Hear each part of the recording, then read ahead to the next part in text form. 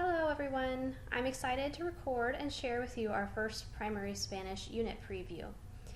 If you have any questions that arise throughout the presentation, please jot them down and email them to me at the address listed on this slide.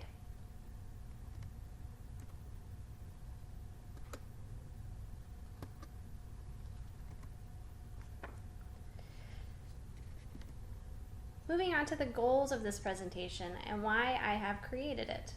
This is something that all CTLs are providing for their teams this school year. However, my personal hope is that we will be able to use this as a tool to develop and enhance your understanding of the PYP planning process. While many of you attempted this planning process in the past, for some of you this is new. My goal is that this will be flexible and it will be a tool that can meet you at your level, whether you are new to PYP planning or already feel confident. As you work through this presentation, please feel free to jot down questions as they arise and seek clarification either via email or during virtual office hours. I would love to address frequently asked questions in my next unit preview because we likely share the same questions and challenges. Before we continue, I want to acknowledge that this planning document can be intimidating at first. I know that I wrote some of these documents last year with less knowledge and less experience than I have with the process at this point. So this year I look forward to revising planners from last year as well as creating new, stronger planners. I hope you will embrace this opportunity as well. Don't feel discouraged or expect yourself to do everything perfectly the first time around. We are all learning and we'll all have the opportunity to reflect at the end of the unit and edit things as needed.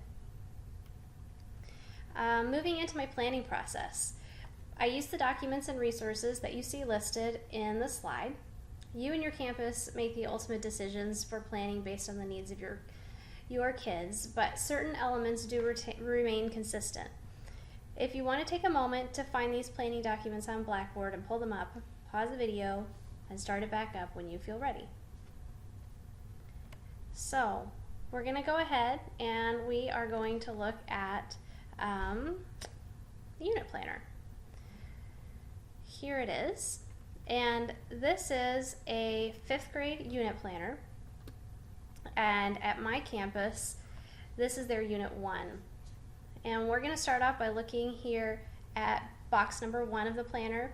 You can see at the top it says the transdisciplinary theme is where we are in place and time. In IB there are 6 transdisciplinary themes taught each year throughout the K-5 PYP years. The descriptor for this unit is an inquiry into orientation in place and time, personal histories, homes and journeys, the discoveries, explorations, and migration of humankind, the relationship between the interconnectedness of individuals and civilization from local and global perspectives. This describes the entire K-5 experience with this unit. The part that's bold, the explorations and the relationship between the interconnectedness of individuals and civilization from local and global perspectives, is the part that the 5th graders will focus on this year. In past years, they've looked at other parts of the descriptor in more detail. The transdisciplinary themes and the descriptor, they don't change from year to year, but the central idea right underneath it, that is the part that changes from year to year. And in this box you can see that I'm collaborating on a unit that the kids are doing with their classroom teacher. So there is a central idea that the teacher has created. Exploration leads to discovery and develops new understandings. And underneath there I have written how we are going to be connecting to that in the Spanish class. In this unit we will learn how European explorers helped spread the Spanish language through their travels.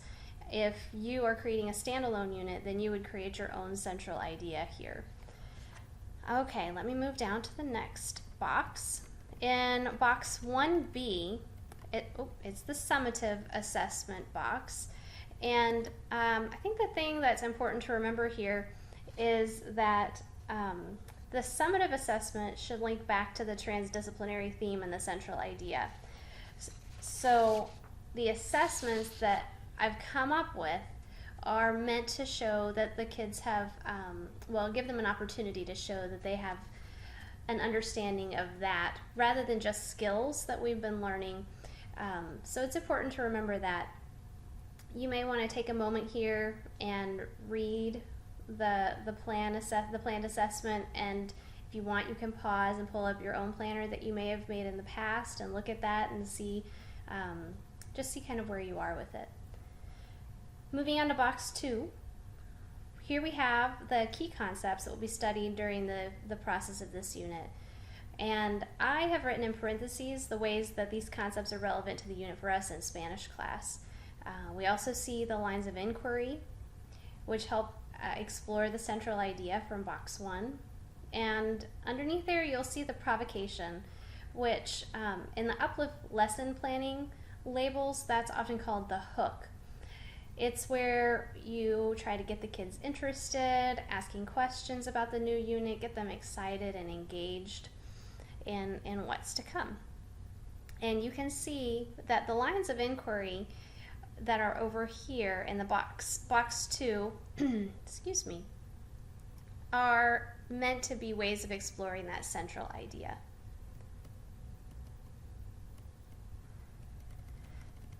Oh, okay, so in box 3, we are going to have possible ways of assessing what the students are learning related to the context, in the context of the lines of inquiry.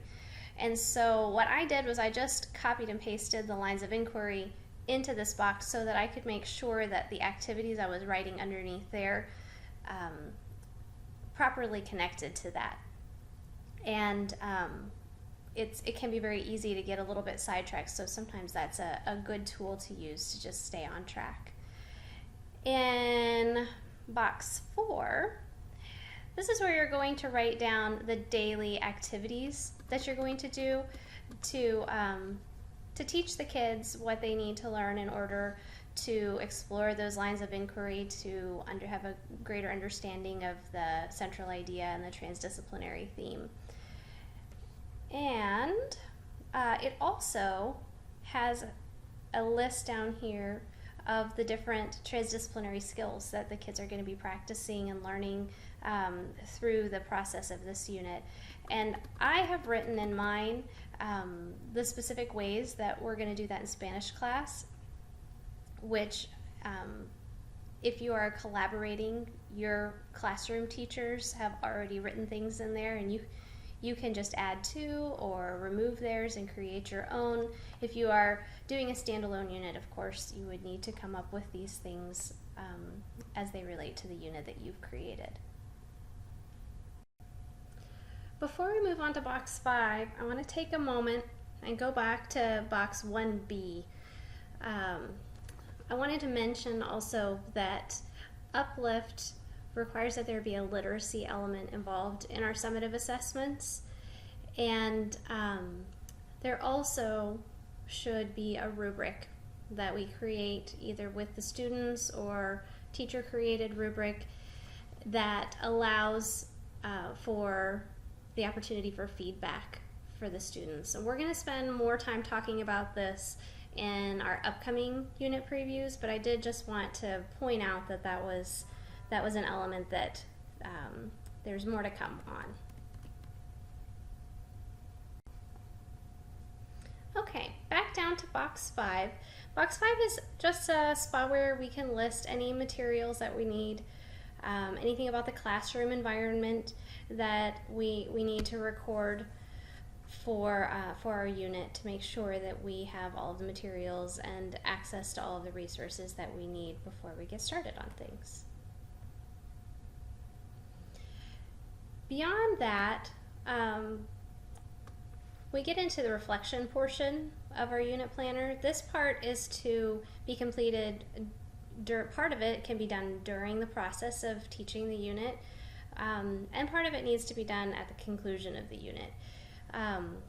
And just we'll do more looking at this in future unit previews as well, but just a couple of notes about reflection. While reflections can in part be focused on teacher actions that need to change, like next time I need to plan more time for the assessment, it should also focus mostly on student outcome or performance. Teachers can use student work to determine if the unit of inquiry was successful or not during the process of completing their reflection portion of the unit planner.